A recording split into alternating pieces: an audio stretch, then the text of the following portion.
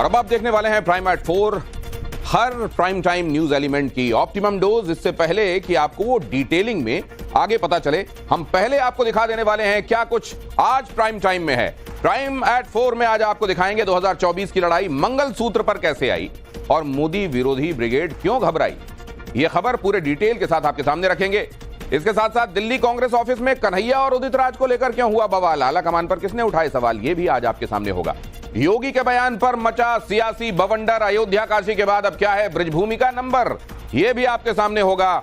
20,000 feet पर पराक्रम का नया सीन, शौर्य की राजधानी सियाचिन से आई महाभारत के सपूतों की तस्वीरें भी आज प्राइम एट 4 में आपके सामने होंगी। लेकिन पहले मैं यह बता दूं कि प्रधानमंत्री नरेंद्र मोदी ने एक बार फिर विपक्ष पर हमले बोले।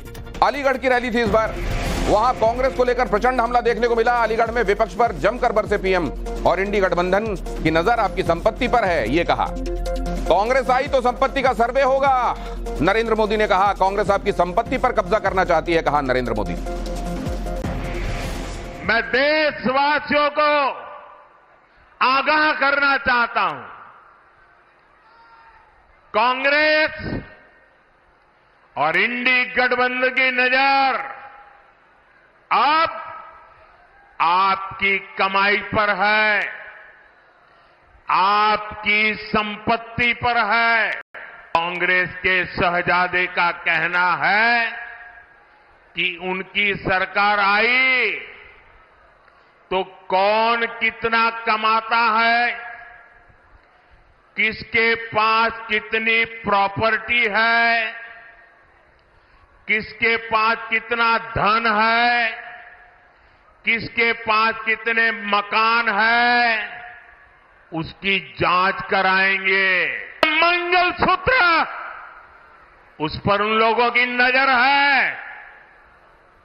माताओं बहनों का सोना चुराने का इरादा, आपकी मेहनत की कमाई, आपकी संपत्ति पर कांग्रेस अपना पंजा मारना चाहती है। कांग्रेस पर गृहमंत्री अमित शाह का पलटवार, पीएम मोदी के बयान से कांग्रेस को मिर्ची लगी। शाह ने कहा कांग्रेस के घोषणा पत्र में संपत्ति के सर्वे की बात है। अमित शाह ने कहा मनमोहन सिंह ने कहा था कि देश के संसाधनों पर पहला हक अल्पसंख्यकों का है। वो कहने आया हूं, अभी कांग्रेस पार्टी को मिर्ची लगी है। मोदी जी ने उनके घोषणा पत्र में से सबकी संपत्ति का सर्वे करने का कहा है। मोदी जी ने कल कहा क्यों करना है इस सर्वे को, कांग्रेस पार्टी पूरी नरेंद्र मोदी पर सवाल उठा रही है। मैं आज कांग्रेस पार्टी को पूछना चाहता हूं, आपके घोषणा पत्र में सर्वे की बात है या नहीं है? राहुल बाबा देश के नाम में स्पष्ट करे। और मनमोहन सिंह, आपके प्रधानमंत्री ने कहा था संसाधन पर पहला अधिकार माइनॉरिटी का है, आदिवासी दलित का नहीं है, आदिवासी दलित का नहीं। प्रधानमंत्री नरेंद्र मोदी के मनमोहन वाले बयान पर सियासी बवाल बढ़ गया है। कांग्रेस नेता प्रमोद तिवारी का पीएम मोदी पर निशाना देखने को मिला। पीएम का गैर जिम्मेदाराना बयान है, गलत बयानी की है उन्होंने। पीएम बताएं कांग्रेस घोषणा पत्र में कहां है वो लाइन, बयान वापस नहीं लिया तो जनता माफ नहीं करेगी, ये भी जोड़ दिया।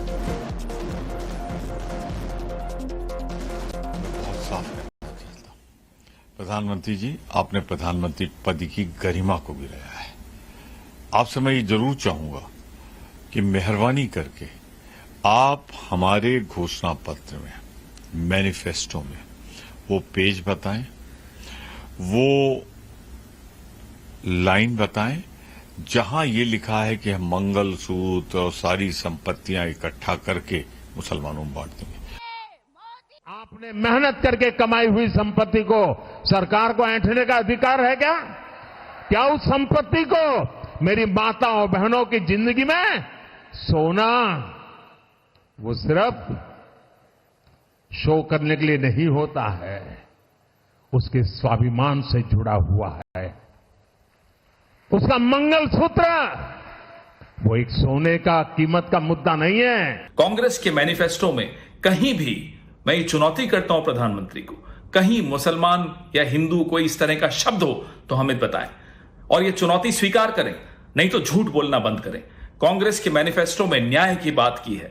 न्याय नौजवानों के साथ, न्याय महिलाओं के साथ, न्याय आदिवासियों के साथ, न्याय श्रमिकों के साथ। उसमें प्रधानमंत्री को आपत्ति है। नरेंद्र मोदी पूर्णिया में आए और नरेंद्र मोदी ने कह दिया कि इस इलाके में घुसपैठी घुस रहे हैं, तो नरेंद्र मोदी तुमने बोल दिया कि तुम्हारी हकीकत क्या है।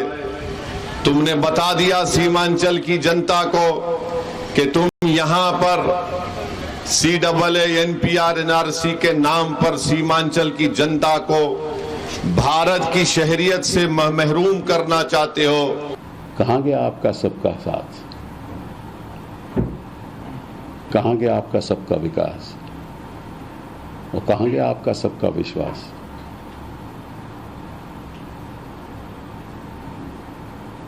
नफरत के घोड़े का दूल्हा बनकर आप कभी हिंदुस्तान को बरकरार नहीं रख सकते। कि मुद्दे की बात करें, प्रधानमंत्री जी हाथ जोड़ करके अपील करते हैं कि नफरत की राजनीति छोड़े, मुद्दे की बात करें। वैसे आपके लिए यह जानना भी जरूरी है कि पूर्व प्रधानमंत्री मनमोहन सिंह ने 9 दिसंबर 2006 को असल में कहा क्या था। डॉक्टर मनमोहन सिंह ने जो कहा था वो मैं कोट कर रहा हूं, हमें नई योजना लाकर यह सुनिश्चित करना होगा कि अल्पसंख्यकों का और खासकर मुस्लिमों का भी उत्थान हो सके, विकास का फायदा मिल सके। इन सभी का संसाधनों पर पहला दावा है। ये एग्जैक्ट वर्डिंग्स थी, ये एग्जैक्ट स्टेटमेंट था जो मनमोहन सिंह ने उस समय दिया था। कांग्रेस पर हमलावर हुए बीजेपी नेता मुख्तार अब्बास नकवी और उन्होंने कहा कि पीएम ने जो बात कही है वो हकीकत है, विपक्ष प्रचार नहीं दुष्प्रचार कर रहा है। नकवी ने कहा हार के हैंगओवर से बाहर नहीं निकल पा रही है कांग्रेस, यह भी उन्होंने कहा। और संजय राउत ने भी इस पर पलटवार किया। चुनाव आयोग को पीएम का बयान क्यों नजर नहीं आता, संजय राउत ने यह भी कहा। देखिए, प्रधानमंत्री जी ने जो कहा वो हकीकत है। उस हकीकत को आप जो है वो चाहे आंख बंद करके स्वीकार करिए, चाहे आंख खोल के स्वीकार करिए, चाहे सोते हुए स्वीकार करिए, चाहे जागते हुए स्वीकार करिए, लेकिन आप उसे नजरअंदाज नहीं कर सकते। नंबर 1। नंबर 2, इस चुनाव में मैं देख रहा हूं जो विपक्ष है। और अब हम आपको यह भी बताते हैं कि चुनाव में राजनीतिक पार्टियों को मुसलमान क्यों इतनी शिद्दत से नजर आते हैं। 14 राज्यों की 65 सीटों पर ये निर्णायक भूमिका निभाते हैं, इसलिए इनको लेकर ये स्टेटमेंट्स इन दिनों, ये मौसमी स्टेटमेंट्स जरूर निकल आते हैं। 65 लोकसभा सीटों पर 30% से ज्यादा मुसलमान हैं। 35 से 40 सीटों पर 40 से 70% तक मुस्लिम वोटर्स हैं। और 2019 में 27 मुस्लिम सांसद चुने गए थे। ये फैक्ट भी इस समय आपको ध्यान में रखना चाहिए। तो कई सीटों पर उनका निर्णायक भूमिका में होना, करीब 40 सीटें ऐसी। एक बड़ा बयान सामने आया है, अयोध्या और काशी के बाद अब ब्रजभूमि का नंबर है। उन्होंने कहा अयोध्या और काशी ने लक्ष्यों को प्राप्त कर लिया है, अब ब्रजभूमि का नंबर है। सीएम योगी आदित्यनाथ एक बार फिर से मथुरा को लेकर उनकी बातों के सेंटर स्टेज में ब्रजभूमि दिखाई दी। बहनों और भाइयों, ब्रजभूमि का भी अब नंबर आने वाला है।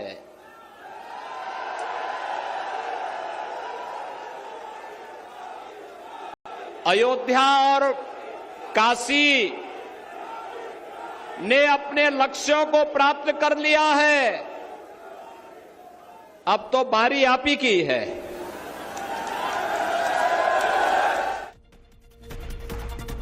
और राम मंदिर को लेकर सीएम योगी का एक बड़ा बयान सामने आया है। अयोध्या में पहले 500 लोग दर्शन करने जाते थे, पहले 500 लोगों में ही संकट खड़ा हो जाता था। आज 5 लाख लोग आ रहे हैं और कहीं कोई समस्या नहीं है। अयोध्या धाम में बने मंदिर को लेकर उनका यह दावा कि पहले 500 लोग आते थे, उसी में समस्या हो जाती थी, अब 5 लाख लोग पहुंच रहे हैं, तब भी सब कुछ निर्विघ्न हो रहा है। अयोध्या में पहले 500 लोग अगर अयोध्या में आ जाएं तो बड़ा संकट खड़ा हो जाता था। आज 5 लाख लोग एक साथ आ जा रहे हैं, कहीं कोई समस्या नहीं। और तेजस्वी यादव का नीतीश कुमार पर हमला देखने को मिला है। बिहार के लिए नीतीश का कोई विजन नहीं है, उन्होंने कहा। नीतीश ने विशेष राज्य की मांग क्यों नहीं की, तेजस्वी ने कहा। बिहार के विकास की बात नीतीश कब करेंगे, तेजस्वी ने यह सवाल उठाया। मुद्दे की बात होनी चाहिए, बिहार की तरक्की की बात होनी चाहिए, विकास की बात होनी चाहिए। मुख्यमंत्री जी लोकसभा का चुनाव लड़ रहे हैं, लेकिन कोई विजन नहीं। क्यों नहीं मांग करे बिहार को विशेष राज्य दर्जा दिलाने का? किससे अब मांगेगी बिहार की जनता? अब तो डबल इंजन की सरकार केंद्र में उनकी, यहाँ भी। और मध्य प्रदेश में सिंधिया के बयान पर सियासी संग्राम शुरू हो गया है। सरकार नहीं बदलता तो कमलनाथ दिग्विजय के जेब में जाते पैसे, ज्योतिरादित्य सिंधिया ने कहा। लाडली बहना योजना का पैसा कमलनाथ और दिग्विजय सिंह खा जाते, कहा ज्योतिरादित्य ने। ज्योतिरादित्य के इस बयान पर दिग्विजय सिंह का पलटवार भी सामने आया है। जनता के लिए सड़क पर कब उतरने वाले हैं सिंधिया, जो उन्होंने कहा था। लाडली बहना कौन है? 1250 रुपया खाते में मिल रहा है।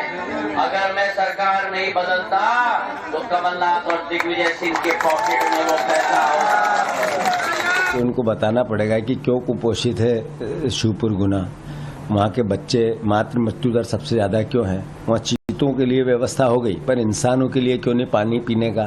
क्या कारण है कि वहाँ के बच्चों को स्कूल नहीं मिला, कॉलेज नहीं मिला, स्वास्थ्य सेवाएं नहीं मिली? और अब आपको दिखाते हैं तिरुवनंतपुरम से कांग्रेस उम्मीदवार शशि थरूर का डांस। प्रचार के दौरान शशि थरूर ने बच्चों के साथ जमकर डांस किया और डांस के बाद उन्होंने बच्चों से हाथ मिलाया और फिर आगे के प्रचार के लिए निकल पड़े। इससे पहले भी शशि थरूर को कई मौकों पर डांस करते हुए देखा जा चुका है।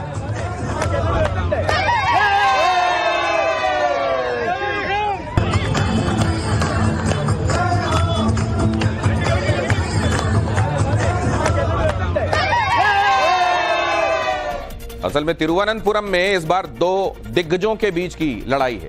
पहले आपको पता है 68 साल के कांग्रेस नेता शशि थरूर, जो आपको थिरकते हुए भी नजर आए, जो 3 बार से यहां सांसद रहे। दूसरे हैं 59 साल के बीजेपी कैंडिडेट और केंद्रीय मंत्री राजीव चंद्रशेखर, और सीपीएम के 78 साल के पनियन रविंद्रन भी मैदान में हैं, जो लोकल मलयाली लोगों के बीच में पॉपुलर कहे जाते हैं। हालांकि उतने एक्टिव सीपीएम कैंडिडेट्स इस बार नजर नहीं आ रहे हैं। सीपीएम का काडर और उसके कैंडिडेट नजर नहीं आ रहे हैं, ऐसा भी फील्ड रिपोर्ट कहती। और अब आपको राजस्थान के चित्तौड़गढ़ से आई एक तस्वीर दिखाते हैं। कांग्रेस नेता गोविंद सिंह डोटासरा ने यहां जमकर डांस किया। चुनावी जनसभा को संबोधित करने पहुंचे थे डोटासरा, और चित्तौड़गढ़ में डोटासरा के साथ कार्यकर्ताओं ने भी जमकर ठुमके लगाए। सोशल मीडिया पर वायरल हो गया है उनका ये डांस वीडियो।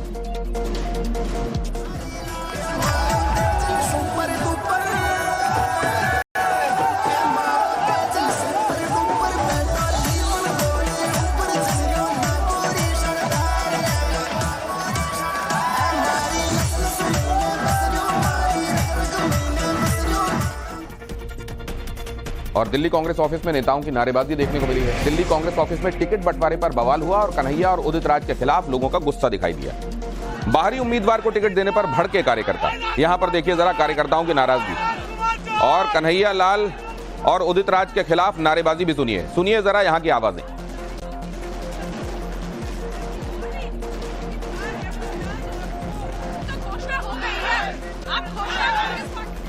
और आगे आपको दिखाएंगे अरविंद केजरीवाल ने तिहाड़ जेल सुपरिटेंडेंट पर क्या बड़ा आरोप लगाया है। लेकिन उससे पहले देखिए दिल्ली के गाजीपुर लैंडफिल साइट पर क्यों गर्मा गई है सियासत।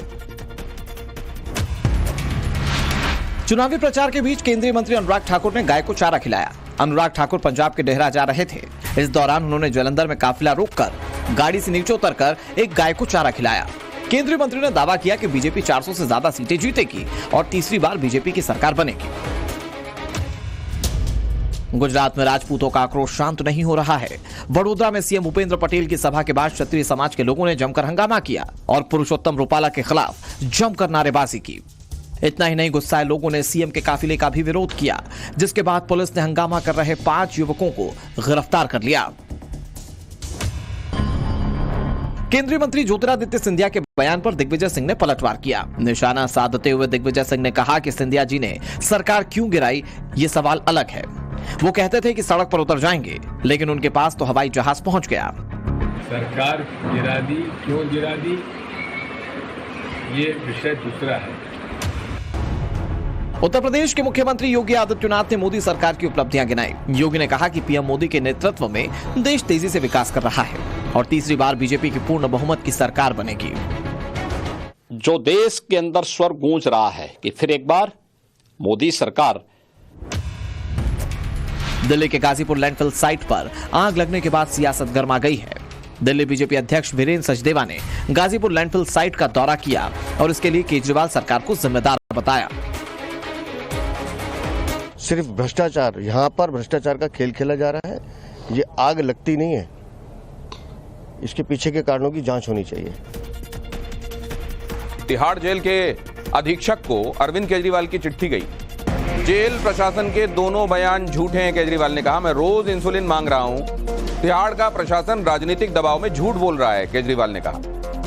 मैं रोज इंसुलिन की मांग कर रहा हूं, लेकिन राजनीतिक दबाव में तिहाड़ का जेल एडमिनिस्ट्रेशन गलत बयानी कर रहा है। तिहाड़ में बंद अरविंद केजरीवाल को बड़ा झटका लगा है। दिल्ली हाईकोर्ट ने जमानत याचिका खारिज की है। कोर्ट ने याचिकाकर्ता पर 75,000 का जुर्माना लगाया है। कोर्ट में जमानत के लिए जनहित याचिका लगाई गई थी।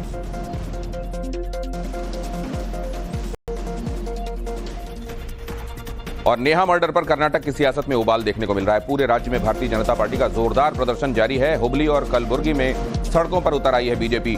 नेहा की हत्या पर राज्य सरकार को बीजेपी ने घेरा है। बीजेपी की मांग है कि नेहा मर्डर केस की सीबीआई जांच होनी चाहिए।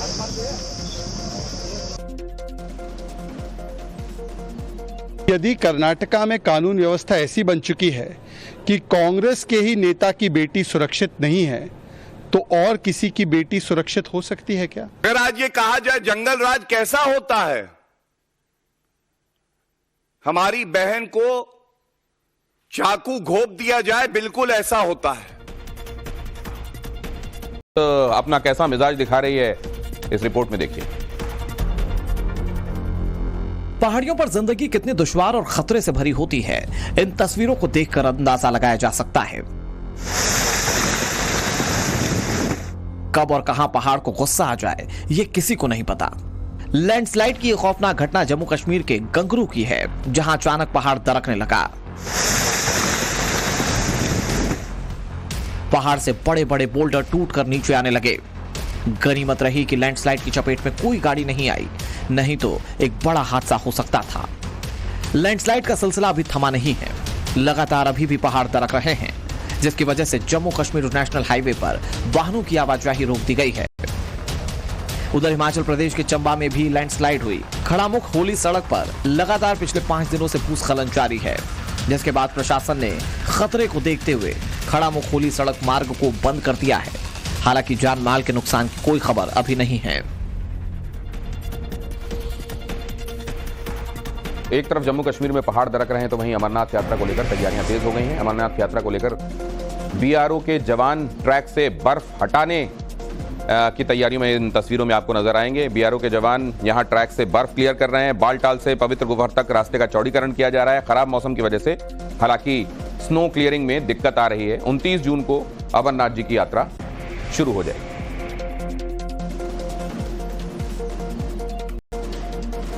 और कर्नाटक के बेलगावी से बड़ी खबर